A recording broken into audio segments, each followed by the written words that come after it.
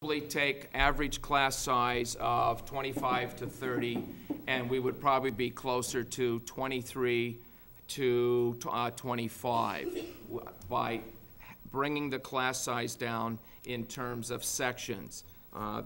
Tuesday's schedule there shows 8 sections in a particular 7th grade team. The proposal for next year that I'm working with staff right now is 10 sections. So that average class size that we're experiencing, and we do have classes of 30, and we have worked very hard not to go over. We had a brand new student come in last week, and we could not put them into 2 classes on the same team. We had to put them on the other team because we had a math class and a science class that had already maxed out at 30, and I had to make a decision that we just were not going to go over 30 at the middle school. Thank you, Dick. Just to put in a little perspective, too, you heard Dick talk about the class sizes. Last year's graduating class at North Reading High School had 95 students. So you can see that the classes, and that was a bit unusual, but the fact of the matter is that just the size of the classes coming up through the middle school and into the high school are far larger than what we've had in the last 5 or 10 years. The next question, and I'm going to address this first to Christine Danjou, the Director of Pupil Personnel Services, is that under the No Child Left Behind Act, all children must now show proficiency in reading. How would additional reading teachers help us to address this compliance issue? And Christine, if you could start perhaps by just giving a brief definition of No Child Left Behind. Sure.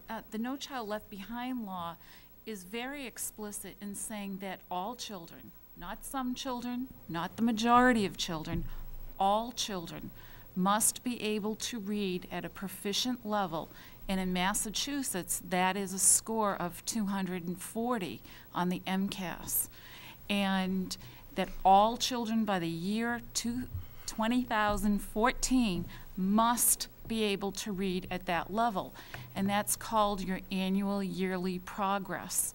And each year the town must demonstrate improvement of those children whose test scores fall below that proficient level, that there is marked progress. In order to do that, this is an enormous challenge for those children with disabilities. And if you are not proficient in reading, we will begin to lose federal funding. This is a very important issue, both fiscally and compliance-wise. Thank you, Christine. I'm going to ask Thea, the principal of the Hood School, the question, how would additional reading teachers help us to address this compliance issue, say, at the elementary school level? As well as addressing the compliance issue, that I just want to throw some data for you. 5% of students learn to read effortlessly, and 20 to 30 learn to read easily when given direct instruction. Then you have 60% of students who struggle. 80% of students who have that difficulty in first grade have the probability of still struggling up to 4th grade. And struggling with reading also leads to other difficulties such as lowered self-esteem, anxiety, and fear. An additional reading teacher can help by offering early intervention. No Child Left Behind is designed to help every child in every state become proficient readers by 3rd grade. And the goal for another reading teacher is to provide intensive intervention for those students. Also to work with classroom teachers in giving them knowledge of the research-based methodologies. Working with teachers to provide those kinds of instruction to students, providing that instruction to students themselves, and ensuring accountability through ongoing assessment. Thank you, Thea. And Dick, the same question as it pertains to the middle school? Yes, at the middle school we offer 2 supports. One is the area of remedial support and the other is developmental. Now, remedial is basically working with children that read below grade level. Developmental, children may be reading fairly successfully, but the problem is comprehension. I read something, but I do not understand that as well. So those are 2 efforts there. We have, I got an update today. I originally had 72 on the slide. I think we're actually at 68 right now. We have 68 students in this middle school who struggle with either comprehension or who are reading at least 2 grade levels lower than they should be. So that's just absolutely huge. Now, we've identified them. we have evaluated them, we have tested them, and I have a solution, I think. And it might be worthwhile for us to challenge ourselves to think about this.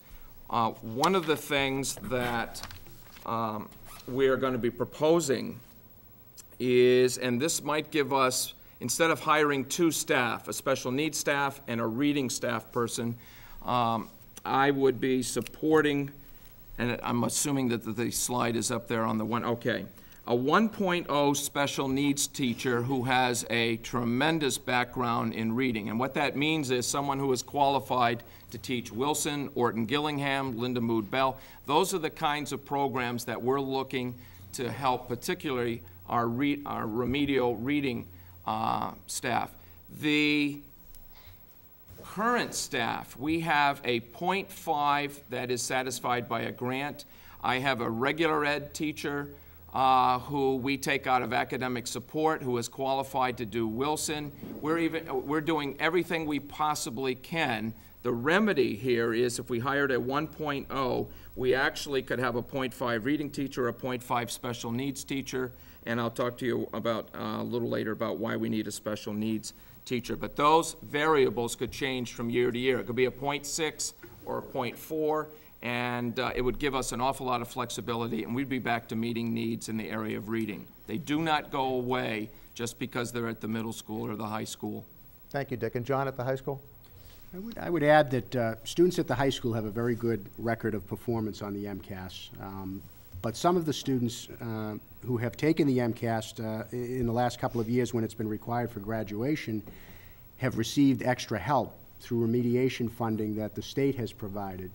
And we've experienced a cut in the amount of money that the state is going to provide for remediation this year, and the outlook is not good for the future. So for us to be able to improve the reading program at the high school, I'm requesting a half-time reading teacher to service identified students who may need help based on their performance on an earlier MCAS, say at the middle school, or other diagnostic tests that we've administered at the high school, would give them a substantial edge in helping them to pass the MCAS.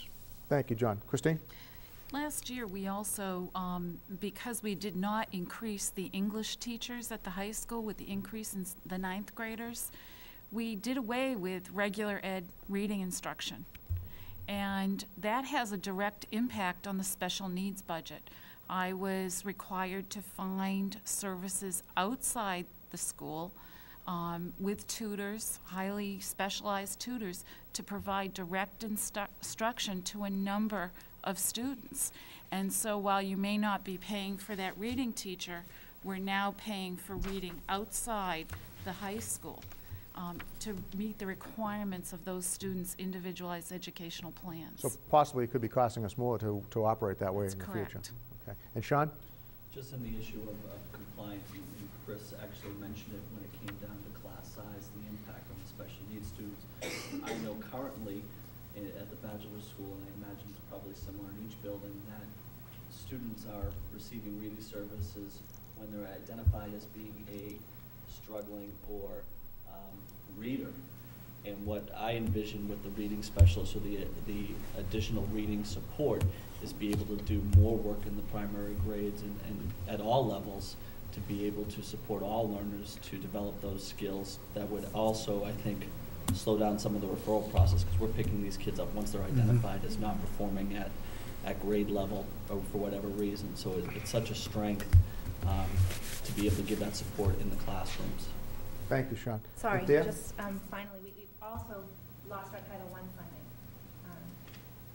In the past, we had a lot of support with Title I support, where students receive support in reading and math, and we've lost that support. And because of that, I think students who typically receive support in the classrooms are now being referred. That's been directly impacted because of enrollment and the loss of that support of now being referred for services. So we've had that, that impact and that increase in need for service. Thank you. The next question I'm also going to address to Christine first. And the special education audit demonstrated that we are not in compliance with full inclusion of students. What is inclusion, and what additional staff will help us meet our goals? And again, we'll go to Christine and then to John and Dick. Okay. Inclusion is a belief that all children have the right to be educated in the least restrictive setting. It's not only a philosophy, it is the law. It is part of the federal law, which is the Individuals with Disabilities Education Act from 1997. It is part of the state special education law, and it is part of No Child Left Behind, that every child has a right to be educated in the least restrictive setting, which is their home school. So that's really what inclusion is. And how do we develop that? How do you include children with significant difficulties in regular education classes?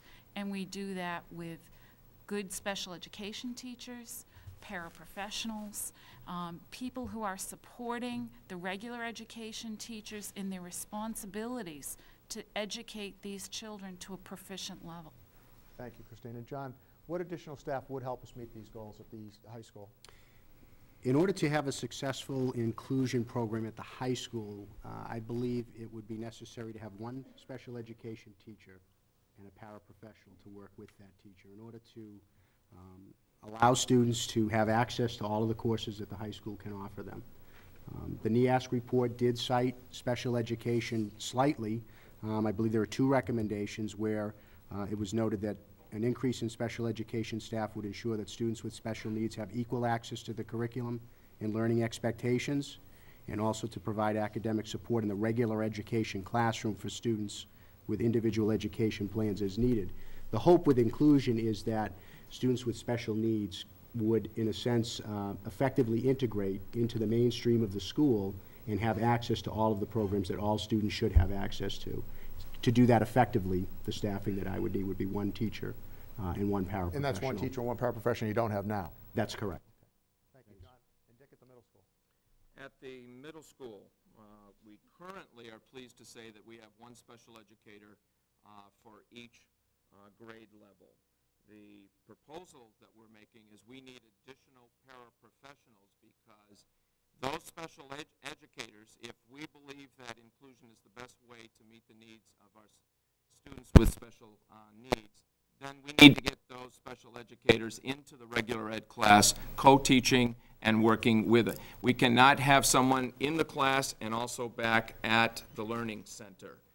So we need additional support staff there. The caseload is absolutely huge. 3 years ago, we actually lost a special educator, and that caseload was around 53.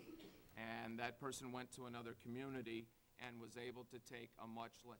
We have talented staff that we want to keep. We do not want to lose staff as a result. We are now, our caseload is down probably around 35.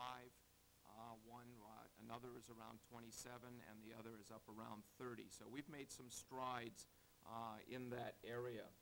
But the co-teaching and the planning that you see on the slide, the modifications and accommodations, all the things that are there are incredibly important, and we need paraprofessionals to support the efforts of our special educators. Thank you, Dick. Next question. Over the last 2 years, we've reduced our physical education and health programs. What are the implications of these reductions? I'm going to start with Thea at the elementary school level. The National Association for Sport and Physical Education has actually recommended that students have at least 60 minutes per day. 60 minutes. That makes sense? 60 minutes of physical activity per day. That's 180 minutes. Oh, Stop it. Okay.